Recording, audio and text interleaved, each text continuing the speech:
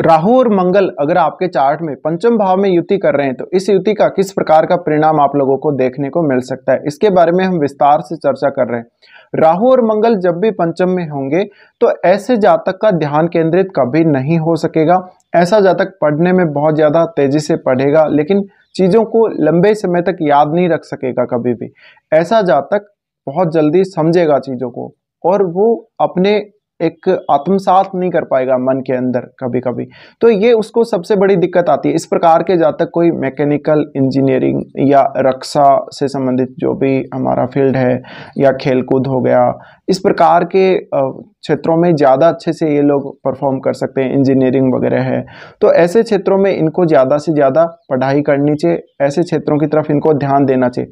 ये ऐसी संतान होंगी अपने माता पिता की जिनको आप कभी भी प्रेशराइज करके नहीं पढ़ा सकते, जिनको आप कितना भी बोल दें, कितना भी एडवाइस दे दें, लेकिन ये किसी की एडवाइस मानने के लिए रेडी नहीं होंगे।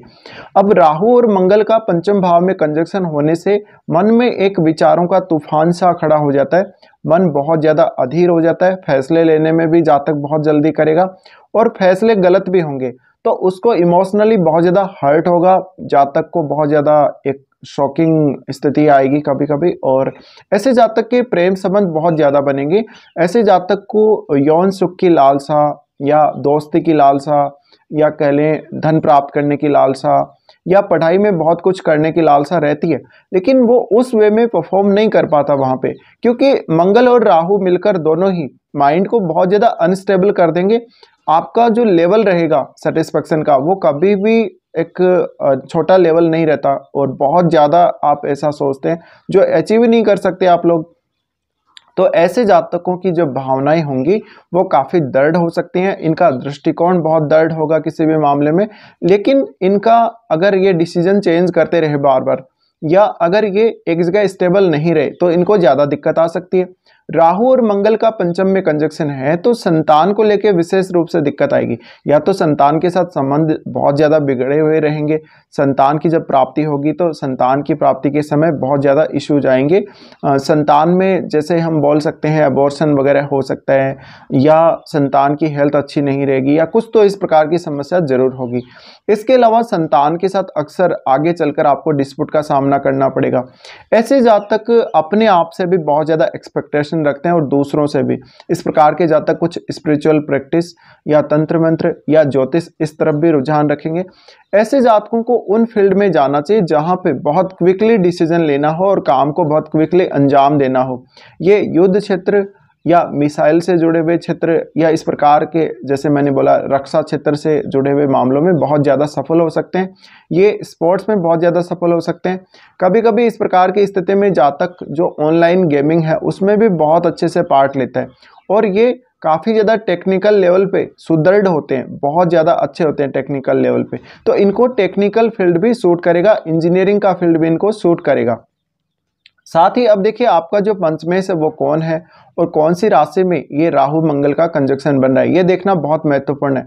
अब अगर आपका पंचमेश बहुत मजबूत स्थिति में है और पंचमेश एक शुभ ग्रह है, अगर वो पंचम से संबंध बना रहा है तो कुछ हद तक इनके जो नकारात्मक परिणाम हैं राहु और मंगल के वो आपको कम देखने को मिलेंगे। अगर इस कंजक्शन पे आपके जुपिटर का एस्पेक्ट पड़ जाता है तो और भी ये कंजक्शन अच्छा हो जाएगा।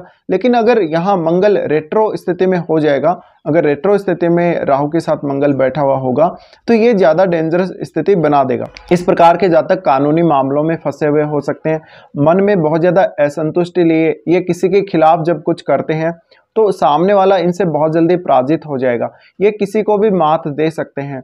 इनके पास एक अच्छी सोचने समझने की क्षमता होगी लेकिन उसका ठीक प्रकार से ये यूज़ नहीं कर पाएंगे क्योंकि इनका माइंड बहुत फास्ट चलेगा और वो बहुत अनस्टेबल रहेगा। इसके अलावा इनके मन में जो विचारों का तूफान आता है ये कभी भी स्टेबल नहीं रह सकते, कभी भी ये अपने मन को कंट्रोल नहीं रख पाएंगे, अपने मन को अपने अकॉर्डिंग नहीं चला पाएंगे और ये इनकी परेशानी का सबसे ज़्यादा एक तरीके से कह सकते हैं सबब बन सकता है, परेशानी का सबब यहाँ पे रह सकते हैं आप लोगों को। तो मानसिक रूप से दृढ़ रहना और मानसिक रूप से स्थिर रहना ये आपको सीखना चाहिए।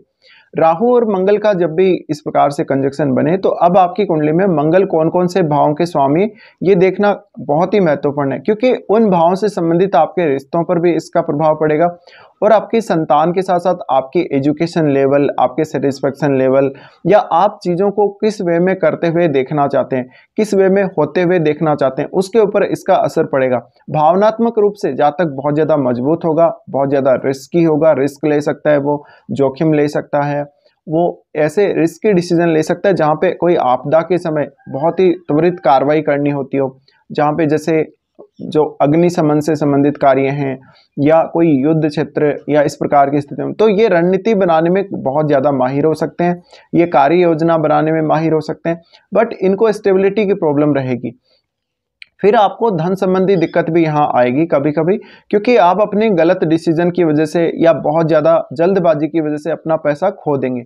राहु और मंगल का कंजक्शन पंचम भाव में है, तो ऐसे जातकों को शेयर मार्केट, स्पेकुलेशन, ट्रेडिंग या आपको इस प्रकार के जैसे लॉटरी वगैरह, सट्टा वगैरह से सावधान रहना चाहिए। ऐसे क्षेत्रों में आप अपना मोटा पैसा जरूर गंवाएंगे, कभी ना कभी आपको ऐसा चांस मिलेगा जब आप अपना पैसा गंवा देंगे और आप बहुत ज़्यादा इमोशनली फिर हर्ट होंगे।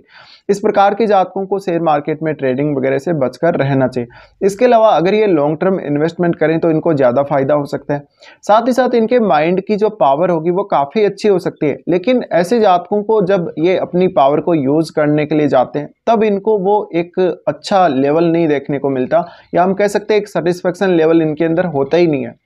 अब ऐसे जातकों के संबंध अपने माता पिता या जो इनके रिलेटिव हैं उनसे कभी कभी बहुत ज़्यादा आक्रामक संबंध हो सकते हैं, क्योंकि ऐसे जातक बहुत ज़्यादा अधीर रहेंगे, ये बोलने में और बात करने में काफ़ी तेज़ी से बात करेंगे, काफ़ी तेज़ी से डिसीजंस लेंगे, काफ़ी तेज़ी से सोचेंगे, तो इनके जीवन में एक तेज़ी का बहुत ज़्यादा महत्व बढ़ जाएगा। इसके अलावा जातक को कुछ मेंटली डिप्रेशन, एंजाइटी की प्रॉब्लम या कभी कभी मन में बहुत ज़्यादा नकारात्मक स्थिति बनना, इस प्रकार के विचार आते रहेंगे।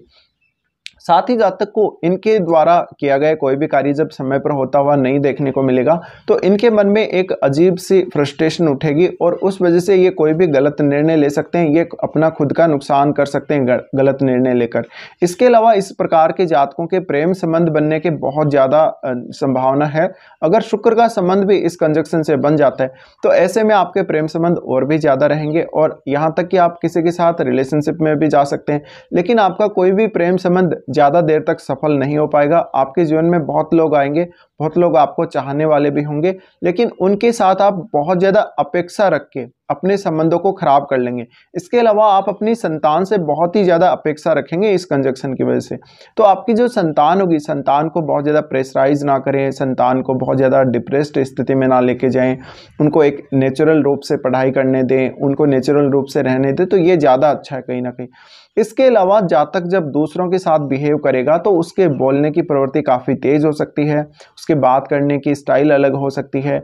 ऐसे जातकों को जीवन में निर्णय लेने में कभी कभी काफ़ी रुकावटों का, परेशानियों का सामना जरूर करना पड़ेगा।